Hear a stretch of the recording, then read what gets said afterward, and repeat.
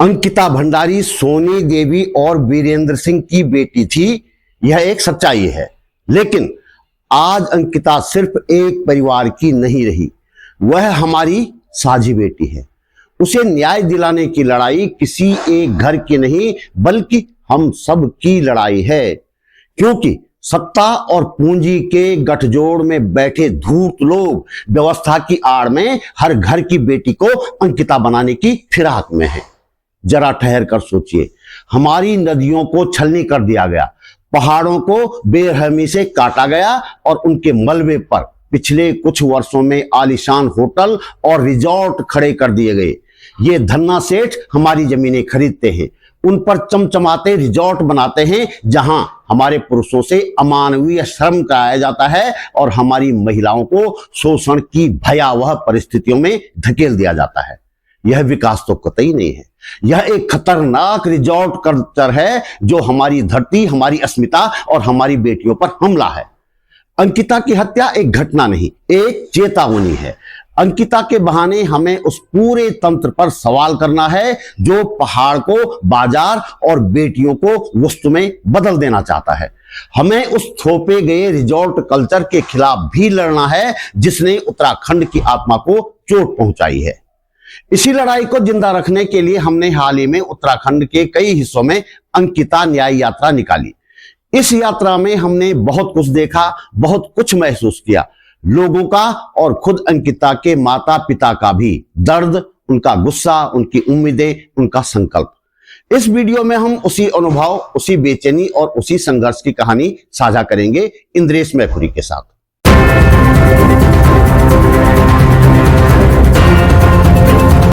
नमस्कार, बात बोलेगी चैनल पर आपका स्वागत। मेरा नाम है त्रिलोचन भट्ट और मैं करता हूं जद सरोकारों की बात। बात बोलेगी घोर आर्थिक संकट के बावजूद चलाया जा रहा है ताकि सरकारी और प्रायोजित खबरों के इस दौर में सच्चाई का एक छोटा सा अंश ही सही हम आप तक पहुंचा सके। हमारे इस प्रयास को आपके आर्थिक सहयोग की सख्त जरूरत है। अंकिता भंडारी का मामला एक बार फिर से उत्तराखंड में गरमाया हुआ है। हाल के दिनों में मुख्यमंत्री आवास कूच हुआ, उसके बाद बंद का भी आह्वान हुआ और उसके बाद ऐसा लगा कि ये मामला एक तरह से अब ठंडा पड़ जाएगा। लेकिन हमने सोचा कि जरूरी है इस मामले को लगातार जिंदा रखना, तो हम लोगों ने, मैं और मेरे साथ सीपीआई माले के राज्य सचिव इंद्रेश मैखुरी भी हैं, हम दोनों लोगों ने एक तय किया कि हम क्यों ना उत्तराखंड में जगह जगह जाकर लोगों से कोई ये बात बताएं और इस मामले को जिंदा रखने का प्रयास करें। और कुछ दिन तक जन संस्कृति मंच के राष्ट्रीय परिषद के सदस्य मदन मोहन चमोली जी भी हमारे साथ थे, बाद में उन्हें इधर उधर जाना पड़ा। तो हम लोगों ने मैखुरी जी ये यात्रा बागेश्वर से की थी शुरू 14 जनवरी को। तो 14 जनवरी का दिन तो हमारा वहाँ जो ऐतिहासिक सरयू बगड़ है वहीं पे गुजरा था, तमाम जन संगठनों के लोग थे। तो मैं चाह रहा हूं एक बार वो बगड़ की ऐतिहासिकता क्या है, लोगों के लिए तो धार्मिक मेला है लेकिन उसकी ऐतिहासिकता थोड़ा आप दर्शकों को बताएं। देखिए, 14 जनवरी को दरअसल लोग तो मकर संक्रांति के तौर पर ही उसको देखते हैं और ये लगता है कि भाई हमने भी उस धार्मिक दिवस का चयन किया जी। तो हमने तो धार्मिक दिवस के तौर पर उसका चयन नहीं किया अपनी यात्रा की शुरुआत के लिए। हमने उस दिवस का चयन इसलिए किया कि उत्तराखंड के इतिहास में वो एक ऐतिहासिक तारीख है जब ब्रिटिशर्स के कुली बेगार के खिलाफ हमारे उत्तराखंड के संग्रामियों ने खास तौर पर कुमाऊं में कुली बेगार के तमाम रजिस्टरों को 14 जनवरी 1921 को सरयू के बगड़ में बहा दिया और अंग्रेजों ने कहा गोली चला देंगे, गोली मार देंगे, कुछ करेंगे। लोग पूरी बहादुरी के साथ डटे रहे, दृढ़ता के साथ डटे रहे और उन्होंने कहा कि आज से कुली बेगार बंद, किसी तरह का बेगार नहीं होगा। तो वो जो संग्राम की परंपरा है अन्याय, अत्याचार, शोषण के खिलाफ, तो हमको लगा कि यहाँ भी न्याय की लड़ाई है, अंकिता भंडारी के न्याय की लड़ाई। हमने उसको कहा भी अंकिता भंडारी की न्याय यात्रा। तो न्याय की लड़ाई उस प्रतीक के साथ, वो जो संग्राम की, शोषण उत्पीड़न के खिलाफ लड़ने की हमारी परंपरा है 1921 की, उसको याद करते हुए वहां से फिर ये यात्रा हमने इसीलिए शुरू की। यही उस दिवस का चयन इसीलिए किया। अच्छा, 15 जनवरी को हमने 3 नुक्कड़ सभाएं, वो तो हमने बागेश्वर में ही की थी, अलग अलग चौराहों पे। उसके बाद हमने गरुड़ में एक सभा की, उसके बाद हमने डंगोली कोई जगह है वहां की, उसके बाद हम रात अंधेरा होने के बाद ही करीब ग्वालदम पहुंचे थे, तो वहां भी हमने एक नुक्कड़ सभा की और अंकिता के मामले को लेकर लगातार हमने लोगों को बताया कि क्या स्थिति है, सरकार क्या कर रही है। तो मखुर जी, आपको क्या लगता है कि लोगों का रिस्पॉन्स जैसे है, तो मतलब किस तरह से था, लोगों क्या अनुभव किया आपने? देखिए, तमाम जगह पर लोगों ने इस बात को गंभीरता से सुना जी। और इस बात को हमारे साथ बहुत सारे स्थानीय लोग सभी जगह, बागेश्वर में जो संघर्ष वाहिनी वहाँ हमारे युवा साथियों ने बनाई है, वो संघर्ष वाहिनी के साथी थे। फिर गरुड़ में हमारे साथ स्थानीय साथी थे, जिसमें संस्कृति कर्मी भी, कांग्रेस के लोग भी, अन्य लोग भी हमारे साथ आए। और जैसा आपने कहा कि हम लोग पहुंचे ग्वालदम तो अंधेरा हो चुका था, और अंधेरा होने के बावजूद अप्रत्याशित रूप से जिस तरह से लोग उस बात को सुनने के लिए इकट्ठा हुए बिना किसी पूर्व, और हमें लग रहा था 2-3 लोग भी वहां होंगे कि नहीं होंगे।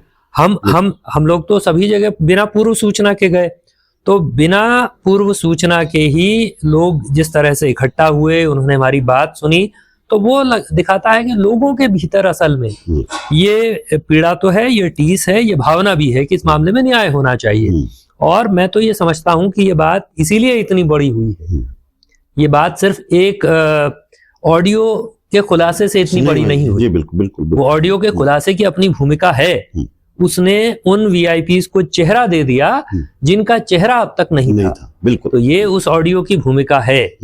लेकिन सिर्फ उस ऑडियो के दम पर ही नहीं आंदोलन खड़ा हुआ, बल्कि लोगों के भीतर ये तीव्र भावना है कि हमारी उस बच्ची, हमारी उस बेटी, हमारी उस बहन के साथ अन्याय हुआ, उसके साथ न्याय होना चाहिए। कौन वो लोग थे, उनको भी कानून के दायरे में खड़ा होना चाहिए।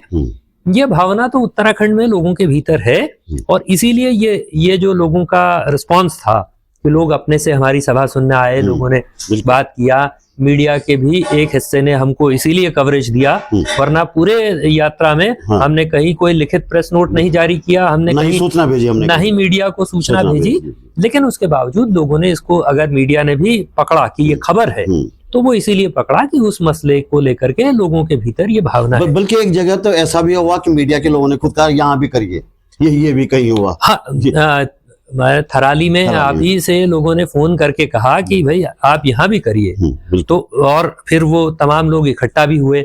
और वहां तो ये भी इंटरेस्टिंग था कि वहां एक दुकान में लोग हमको ले गए चाय पिलाने के लिए, और जिनकी दुकान में ले गए वो भाजपा के कार्यकर्ता थे। बिल्कुल कट्टर वाले थे, बिल्कुल कट्टर वाले भाजपा के कार्यकर्ता। मैंने उनका फेसबुक भी चेक करके देखा, तो वो भाजपा के कार्यकर्ता होने के बावजूद जो उनकी भावना थी कि नहीं, ये मामले में तो ऐसा नहीं होना चाहिए, इस तरह से चीजों को ऐसे दरकिनार नहीं करना चाहिए, इसको ऐसे अनदेखा नहीं किया जाना चाहिए, इसको ऐसे ढकाया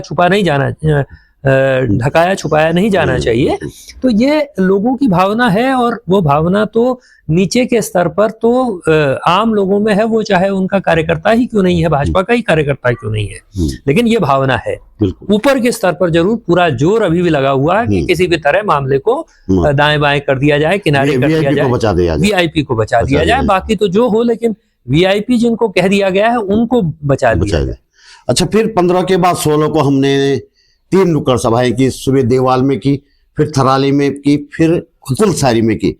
इन तीनों जगहों का रिस्पांस थोड़ा सा आप बता दीजिए। देवाल में तो बहुत ही अच्छा लोगों का रिस्पांस था, लोग खुद से जमा हुए, और हम देख रहे थे कि जो उस हमारे जहां पर हम सभा कर रहे थे उसके चारों तरफ घेरा बना करके लोग खड़े हुए, और दूर दूर दुकानों में भी खड़े थे लोग, दूर दूर दुकानों में लोग खड़े थे, महिलाएं खड़ी थी। और ये हमने देखा ज्यादातर जगहों पर कि महिलाएं एकदम सामने नहीं खड़ी हैं, बिल्कुल, लेकिन हर जगह जहां जैसे भी महिलाओं को वो अंकिता सुनाई दिया तो खड़ी होकर सुनने लगी। तो महिलाएं न केवल सभा सुन रही हैं, बल्कि वो तुरंत ही अपना मोबाइल निकाल करके उसको रिकॉर्ड कर रही हैं। तो ये हमने तमाम जगह पे देखा। तो उन 3 सभाओं में भी इस तरह के दृश्य लगातार दिखाई देते रहे, लगातार ये हलचल बनी रही, और उसी हलचल का शायद नतीजा था कि उसके बाद हमारे साथियों से पूछताछ ज्यादा होने लगी। ये पूछा जाने लगा कि अच्छा, ये लोग कहाँ पहुंचे, अब कहाँ जाएंगे। तो ये भी एक सिलसिला सरकारी स्तर पर भी शुरू हुआ, इंटेलिजेंस के लोगों ने पूछना शुरू किया। बिल्कुल, तो ये भी एक सिलसिला शुरू हुआ। तो असल में उसी मुद्दे को लेकर के जो रिस्पांस लोगों का था, उसके चलते ही ये था। और 17, 18, 19 को थोड़ा सा हम कुछ समस्याएं रही, तो हम एक सभा कर पाए तीनों दिन।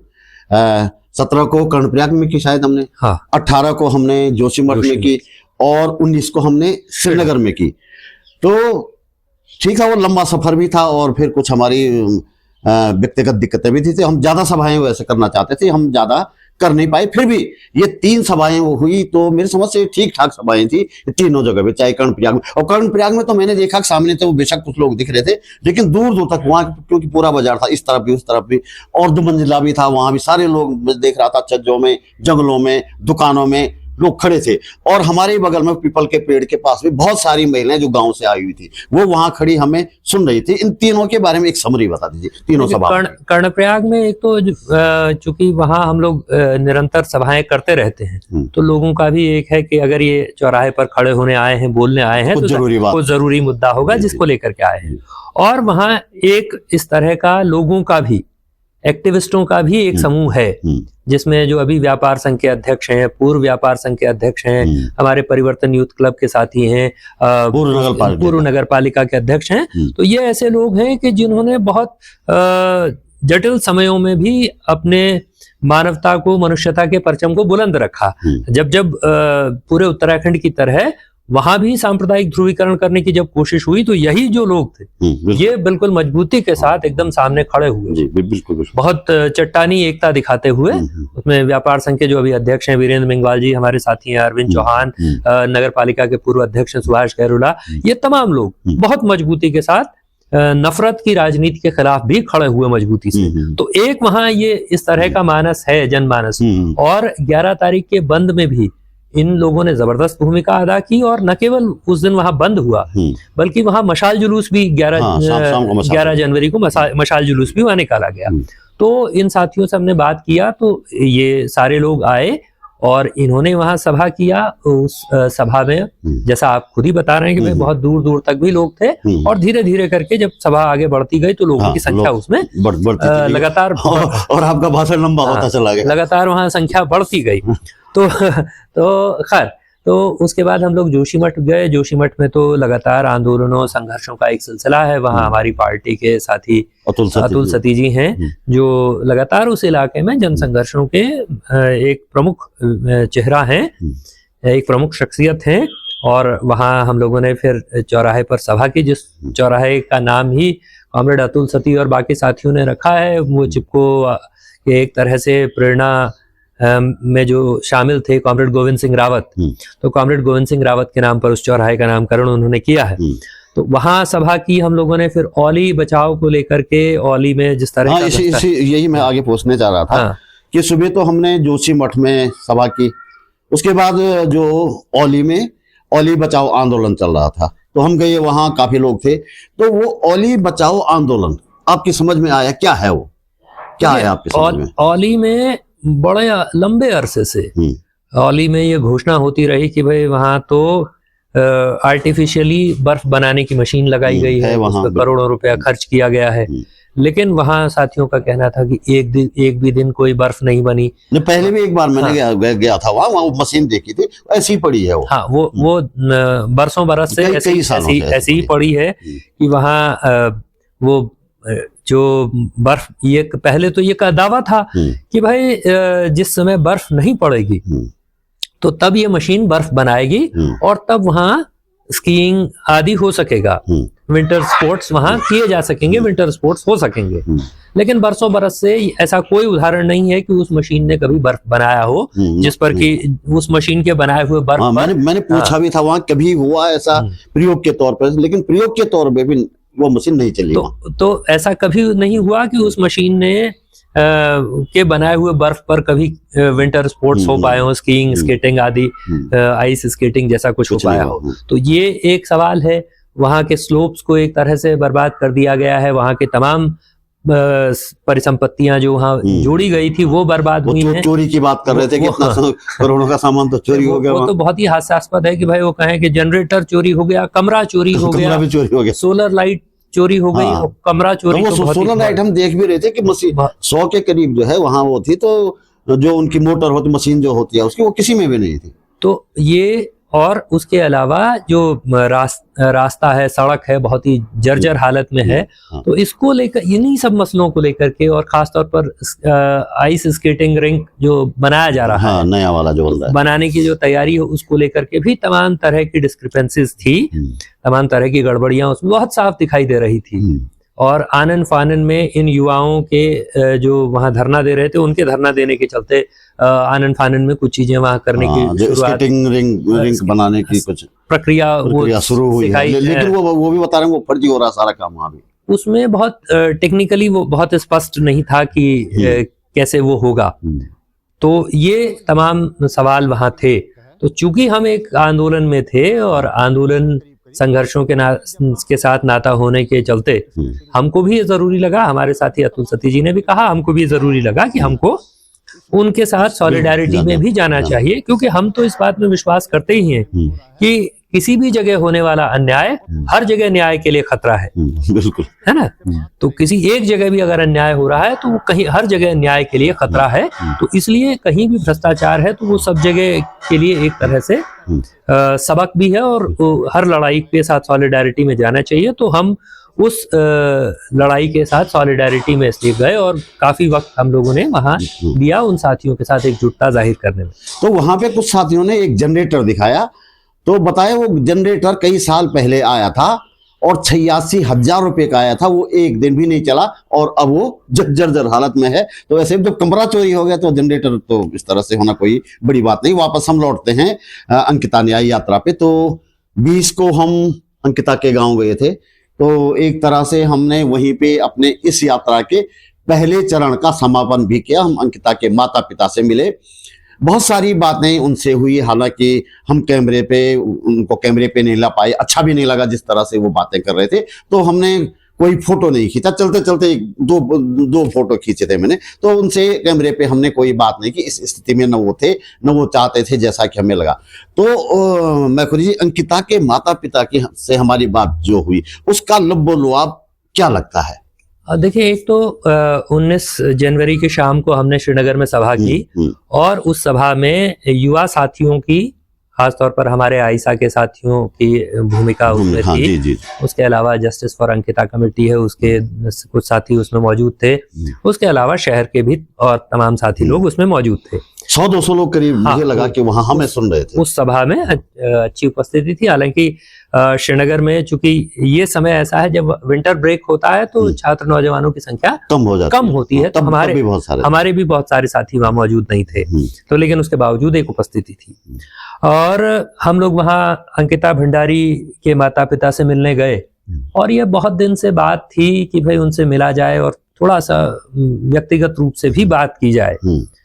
तो पहली बात तो ये कि जो सड़क उनके गांव को जाती है, बहुत बुरी तरह जर्जर हालत में, तो वो मल्ली बरसुड़ी मोटर मार्ग है। और 2022 में भी जब अंकिता भंडारी की हत्या हुई थी तो सितंबर के महीने में आप लोग मैं भी गया था, आयशा के हमारे और साथी लोग भी गए थे। तो उस दिन भी उस मोटर मार्ग की स्थिति वैसी ही जर्जर थी। आज भी वही है, आज भी वो 3 साल बाद भी वैसा ही है। सरकार की बड़ी बड़ी घोषणाओं के बीच आप इस बात को समझ सकते हैं। हमारे एक पत्रकार मित्र ने बताया कि ये भी घोषणा हुई थी कि उस मोटर मार्ग का नाम भी अंकिता भंडारी के नाम पर होगा। अच्छा। लेकिन वो सड़क एक तरह से काट करके छोड़ दी गई है, खोद करके छोड़ दी गई है। उसमें डामरीकरण की प्रक्रिया भी शुरू नहीं हो पाई है। और अंकिता भंडारी के पिता वीरेंद्र सिंह भंडारी जी ने ये बताया व्यक्तिगत बातचीत में, उन्होंने कहा कि उनके गांव के रहने वाले एक बुजुर्ग हुकुम सिंह मियाँ जी हैं, जिन्होंने कि उस सड़क के लिए कुछ चिट्ठी पत्री किया तो तब जाकर के वो कटी, बस उससे आगे वो बढ़ा नहीं मामला। और हम लोग जब उनके गांव पहुंचे तो रास्ते में ही अंकिता की माताजी सोनी देवी एक घर में हमको मिली। और जब हमने बताया कि हम लोग आए हैं तो उनको चूंकि सूचना थी इस मामले में, हाई कोर्ट में इस मामले को, कानूनी लड़ाई को लड़ने वाले नवनीश नेगी जी से हमारी बात हुई थी, उन्होंने उनको सूचित किया था। तो अब आप देखिए कि वो कितनी तरह की समस्याओं से जूझ रहे हैं। बिल्कुल। वो वहां से शुरू हो गया कि वो ये बात करने आई थी कि जब वो इधर उधर जाएं तो उनके पास जो बल्कि गाय इलाज करने के लिए उन्हें भंडारी जी के आंख का इलाज करने के लिए उन्हें 2-3 दिन के लिए जाना है और गाय की व्यवस्था किसी से करवाने इसलिए गई थी। तो वो वहां आई कि भाई गाय का वैकल्पिक इंतजाम कुछ हो सके 2-3 दिन के लिए 2-3 दिन के लिए, क्योंकि उन्होंने बताया कि भाई जिस समय मुख्यमंत्री के यहाँ भी उनको बुलाया गया तो उस दिन भी अचानक से उनको आना पड़ा। तो उन्होंने बताया कि गाय को बंद करके ताले में बंद करके उनको आना पड़ा। और तब 3 दिन बाद वो आए तो उन्होंने देखा कि गाय तो 3 दिन तक अगर ताले में, बल्कि वहाँ उसके बाद वो जब हमने खोला गाय और बच्ची और हम बहुत देर तक उनको सहलाते रहे, रोते रहे, हमें इतना रोना आया उन 3 दिन तक। 3 दिन तक उनकी बिल्कुल, मतलब वो वास्तव में वो भावुक करने वाली बात वो जिस तरह से उन्होंने वो बात बताई तो एक तरह से बहुत ही भावुक किस्म की बात वो भी थी। और ये भी कि लगातार जिस तरह से एक हिस्से ने वो इस बात से काफी आहत थी कि एक हिस्से ने जिस तरह से इस पूरे संघर्ष को एक तरह से अपने लिए बैच की तरह इस्तेमाल करने की कोशिश की। इस बात से बड़ी आहत थी। और आज के दिन पर अगर वो कुछ लोगों के हिसाब से नहीं चल रही हैं, वो अपना स्वतंत्र रूप से चल रही हैं, तो जिस तरह से कुछ लोगों के जरिए उनको ट्रोल करवाने की भी कोशिश की गई और बहुत ही निम्न स्तर पर ये सब किया गया, तो वो बहुत अच्छी बात भी नहीं है। और इसमें तो मैं अपने जो भी लोग अपने आप को आंदोलनकारी कहते हैं, जो भी लोग ये जिनका भी दावा है कि वो आंदोलनकारी है, उन तमाम साथियों से भी कहना चाहता हूं कि एक व्यक्ति के तौर पर भी और एक ऐसे माता पिता के तौर पर भी जिन्होंने अपनी बेटी खोई, तो उनका थोड़ा सा कम से कम लिहाज भी किया जाना चाहिए, उनका सम्मान भी किया जाना चाहिए और उनके साथ थोड़ा सा संवेदनशीलता के साथ भी पेश आया जाना चाहिए, जो कि कुछ लोगों ने नहीं किया, है ना। और उनके साथ क्या बात हुई क्या नहीं बात हुई ये भी एक अलग बात है। वो भी जो संवाद वो बता रही थी कि उनके साथ बहुत खराब तरीके का संवाद हुआ, लेकिन उस संवाद को लेकर के फिर सोशल मीडिया में आना और रोना गाना करना वो तो बहुत ही आपत्तिजनक था। तो ये बहुत उसमें उसका एक तरह से कहिए तो कमजोर पहलू या स्याह पहलू या जैसा भी पहलू इसको कहिए तो वैसा था। लेकिन इसमें जो सबसे महत्वपूर्ण बात है तो एक तो ये कि जो उनकी दृढ़ता है, जो उनकी मजबूती है, उनका कहना था कि भाई दोनों माता पिता का ये बात थी कि हम सिर्फ अपनी बेटी के न्याय के लिए नहीं बल्कि आज के दिन के लिए, आज के दिन पर हर बेटी के न्याय के लिए खड़े हैं। और इस पूरी प्रक्रिया को भी वो समझ रहे थे। उन्होंने कहा कि जो अपने लोग थे, जो नातेदार रिश्तेदार थे, वो तो पीछे छूट गए, लेकिन बड़ा हिस्सा ऐसा जो बाहरी हिस्सा है वो अपना हो गया। तो ये जो उनकी दृढ़ता है वो तो काबिले तारीफ है। न्याय के प्रति जैसा उनका भी कहना था कि भाई जीवन पर्यंत, जब तक जीवन है, जब तक इंसाफ नहीं होगा और जब तक जीवन है तब तक वो हर हाल में लड़ेंगे, चाहे उनके साथ कोई रहे नहीं रहे।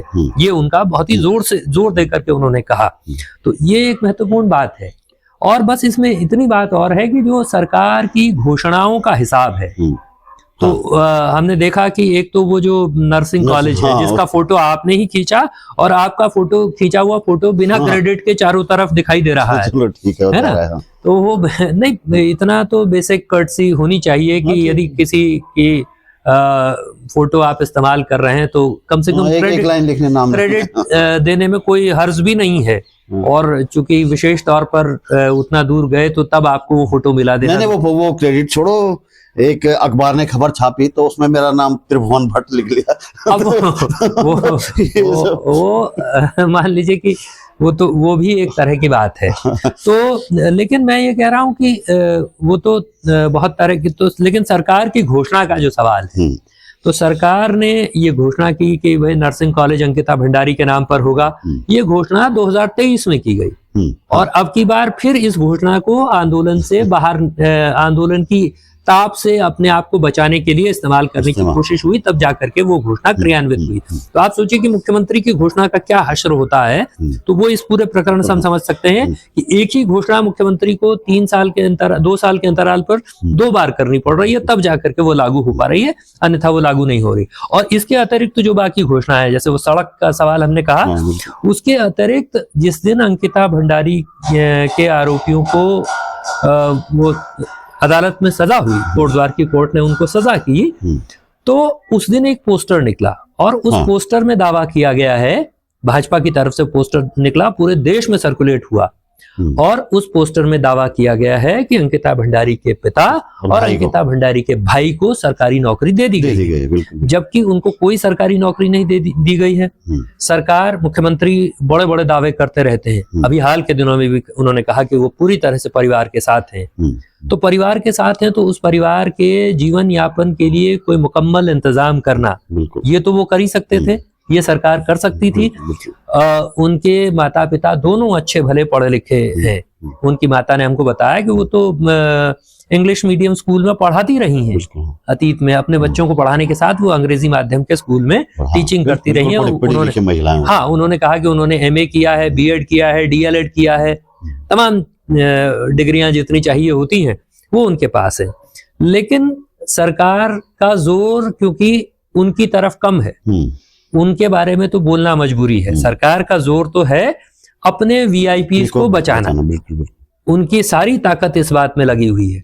इसलिए उनका नाम सिर्फ वो लोगों को भरमाने के लिए ही लेते हैं, या एक तरह से रस्म अदायगी के लिए लेते हैं कि हम उनके साथ हैं। अन्यथा जिस तरह की स्थितियों में वो रह रहे हैं, उनके स्वास्थ्य की स्थिति, दोनों के स्वास्थ्य की स्थिति काफी जटिल है, जबकि उनकी उम्र कोई इतनी ज्यादा नहीं है ना। वो 53 साल के हैं और वो उनकी माता मेरे से तो बहुत छोटे हैं वो लोग, 43 साल की हैं। तो 43 साल कोई बहुत बड़ी उम्र नहीं है, लेकिन वो तमाम इस सामाजिक दबाव से, डिप्रेशन से, तमाम चीजों से जूझ रहे हैं। और इसके साथ साथ वो अपनी बेटी के खोने का दर्द, बिल्कुल, वो तो कोई उसकी भरपाई नहीं कर सकता है। जितने लोग ये दावा कर रहे हैं कि उन्होंने इस लड़ाई को ऐसे लड़ा, उनकी ये भूमिका थी, उन्होंने जो खोया है, बाकियों के पास उस लड़ाई के जरिए लोग श्रेय हासिल कर सकते हैं, क्रेडिट ले सकते हैं, लेकिन बाकी उस पीड़ा को, उस दुख को, उस तकलीफ को महसूस नहीं कर सकते। तो उन्होंने जो खोया है और उनकी जिंदगी में जो खालीपन उससे पैदा हुआ है, तो वो बड़ा खालीपन है। तो सरकार उसमें मदद कर सकती थी। आज के दिन पर जो समस्या पूरा पहाड़ झेल रहा है, वो समस्या वो गांव भी झेल रहा है, वो भी झेल रहे हैं। बाघ और भालू जैसे, बाघ और भालू का एक तो गांव खाली, और इसीलिए लोग गाय की जिम्मेदारी ले पा रहे हैं कि जिम्मेदारी ले ली, उसी दौरान भालू या बाघ ने हमला कर दिया, मार दिया गाय का, तो क्या जवाब देंगे। तो इसलिए लोग कतरा रहे हैं उनके गाय के 2-3 दिन की जिम्मेदारी लेने के। तो ये जो समस्या पूरे पहाड़ झेल रहा है, तो बाघ और भालू का आतंक, जैसा कि उनकी माताजी ने हमको बताया, बाघ और भालू का आतंक एक जगह, और गांव में पलायन, तो सिर्फ बूढ़े बुजुर्ग लोग रह गए हैं। तो उनमें से कोई अपनी ही जिम्मेदारी लोगों के लिए मुश्किल है, तो उनकी जिम्मेदारी कौन लेगा। तो कुछ इंतजाम तो सरकार कर सकती थी, जिसके चलते उनका बोझ थोड़ा हल्का होता, उन पर दबाव कुछ हल्का होता। लेकिन जिस तरह की स्थितियां हैं, उसमें सरकारी स्तर पर जो संवेदनहीनता है, जितनी तत्परता VIP को बचाने में है, जितना जोर VIPs को बचाने के लिए है, या उनका खुलासा न होने पाए इस बात पर है, उसका ठीक विपरीत स्थिति है कि उनके प्रति, जिन्होंने अपनी बेटी को खोया है, उन माता पिता के प्रति पूरी तरह से उपेक्षापूर्ण, पूरी तरह से संवेदनहीन रुख रवैया सरकार का है। इसमें मैं थोड़ी बात एक और जोड़ना चाहूंगा, जो मुझे महसूस हो वहां बैठ के, कि उनके यहाँ तमाम तरह के लोग आ रहे हैं, बड़ी संख्या में आ रहे हैं, और वो परेशान हो रहे हैं। और जैसे ही लोग जाते हैं, अपने कैमरा कुमरा खोल देते हैं, कह रहे यहाँ से भी वीडियो बनवाओ, यहाँ से भी, इस तरह से वो परेशान हो रहे हैं। और हम जब वहां पहुंचे थे, उन्हें हमारे बारे में भी ज्यादा पता तो था नहीं, हालांकि आप मिले भी थे, लेकिन फिर भी उनके ज्यादा वो नहीं था। लेकिन जब इन्होंने देखा ये तो न कैमरा खोल रहे हैं, न इस तरह की कोई बात कर रहे हैं, तो धीरे धीरे वो हमसे खुले और अपने मन की तमाम पीड़ाएं उन्होंने हमारे सामने भी व्यक्त की। क्यों नहीं, ऐसा हुआ इसमें हाँ, ये बिल्कुल आपकी बात सही है कि उन्होंने इसीलिए कि हमने कैमरा खोलने पर जोर नहीं दिया, हमने फोटो खींचने पर जोर नहीं दिया, हमने किसी सूरत में नहीं कहा कि आप फोटो खिंचवाइए, क्योंकि उनकी बात से हम समझ चुके थे कि वो आज की तारीख में सबसे ज्यादा यदि पीड़ित है तो इसी बात से पीड़ित हैं कि हर दूसरा आदमी उनके यहाँ फोटो खींचने आ रहा है, हर आदमी उनके यहाँ वीडियो बनवाने आ रहा है, और उस वीडियो बनाने फोटो खींचने की प्रक्रिया में उनका कहना था कि अपने लिए खाना बनाने तक का समय खाना तक उनको नहीं मिल रहा है। तो ये दिक्कत उनके साथ थी। और उसके बाद मैंने उसके यहाँ लौट आने के बाद एक आध दिन बाद एक फोटो मैंने देखा, तो लोग किस कदर संवेदनहीन हो गए इस फोटो के चक्कर में कि अपना उपलब्धि दर्ज हो जाए कि वो बिस्तर पर लेटे हुए हैं और उनके साथ बातचीत का एक फोटो फेसबुक में दिखाई दे रहा है।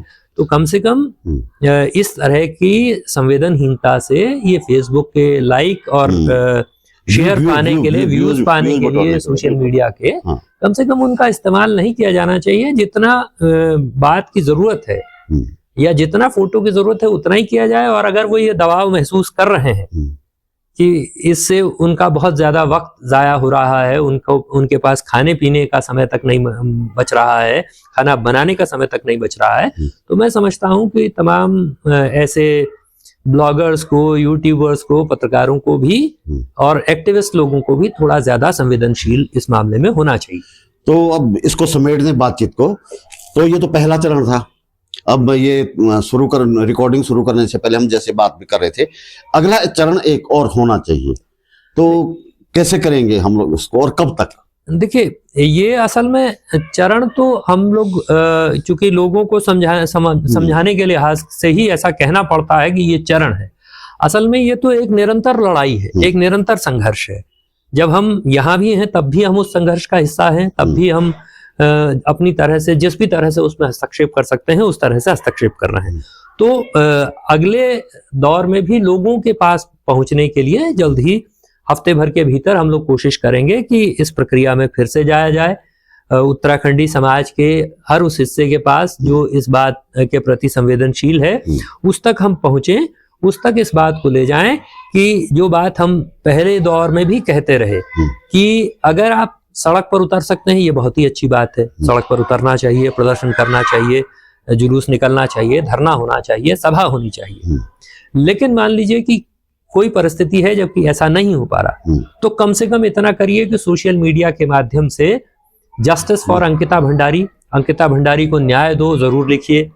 ये जरूर कीजिए कि सरकार से हर दिन सवाल पूछिए कि भाई वो वीआईपीज को कटघरे में खड़े करने के लिए सरकार क्या कर रही है। और अभी तो ये सवाल भी है कि 9 जनवरी को मुख्यमंत्री ने घोषणा की थी कि सीबीआई जांच होगी, आज 22 जनवरी है, तो इतने दिन हो गए, 10-12 दिन से ऊपर हुई, 12 दिन से ऊपर हो गया है। तो कहाँ गई सीबीआई जांच? हमने तो कल भी प्रेस के माध्यम से ही होम मिनिस्टर यहाँ आए हुए हैं, गृह मंत्री, केंद्रीय गृह मंत्री जिनके अधीन सीबीआई है, तो उनसे भी ये सवाल हमने प्रेस के जरिए ही हम पूछ सकते थे। तो हमने पूछा कि भाई आप बताएं कि क्या ये संस्तुति आपके पास पहुंची, अगर आपके पास संस्तुति पहुंची तो आपने क्या किया, और नहीं पहुंची तो ये भी स्पष्ट होना चाहिए कि सिर्फ ये लोगों को बहलाने के लिए घोषणा थी। और एक और बात जिसका जवाब देना चाहिए कि इतना गंभीर आरोप 2 नेताओं पर जो भारतीय जनता पार्टी के बड़े नेता हैं और भारतीय जनता पार्टी के भीतर से लगा है, दुष्यंत कुमार गौतम और अजय कुमार पर, तो कम से कम गृह मंत्री को या प्रधानमंत्री को या जो इनको प्रधानमंत्री अपना नया बॉस कह रहे हैं उनको इतना तो कहना चाहिए कि भाई जब तक जांच नहीं हो जाती तब तक आप अपने पदों से हटिए, अपने पदों से विरत रहिए, इतनी नैतिकता, न्यूनतम नैतिकता का प्रदर्शन तो करिए। तो ये सवाल, हमारी अपील है कि ये सवाल लगातार लोगों को पूछते रहना चाहिए और ये बात लगातार पूछी जाती रहे। इसलिए हम लोग ये कोशिश करेंगे कि फिर से उत्तराखंड के किसी भी एक हिस्से में जाकर के लोगों के साथ ये संवाद स्थापित करें, ये बातचीत स्थापित करें। तो इस बातचीत को हम यहीं पे समेटते हैं। नमस्कार। तो दोस्तों, इस वीडियो में इतना ही। हम आपसे सहयोग की उम्मीद करते हैं। आप वीडियो को लाइक करके, कमेंट करके और शेयर करके सहयोग कर सकते हैं। एक छोटी सी राशि आर्थिक मदद के रूप में दे सके तो हम आपके आभारी रहेंगे। हम जनता की बात करते हैं, किसी राजनीतिक दल, धन्ना सेठ या सरकार के सामने हाथ नहीं फैलाते, इसीलिए बेबाकी से जनता की बात बोल पाते हैं, आपकी बात बोल पाते हैं। जब तक संभव होगा हम सच्चाई को सामने लाने की कोशिश करते रहेंगे, संवैधानिक मूल्यों की स्थापना के लिए काम करते रहेंगे। आप पहली बार मेरे चैनल पर आए हैं तो प्लीज चैनल को सब्सक्राइब करना न भूलिएगा। आपकी आर्थिक मदद मुझे हौसला देती है सच बोलने की। जल्दी मिलते हैं एक और मुद्दे के साथ, एक और वीडियो में। नमस्कार।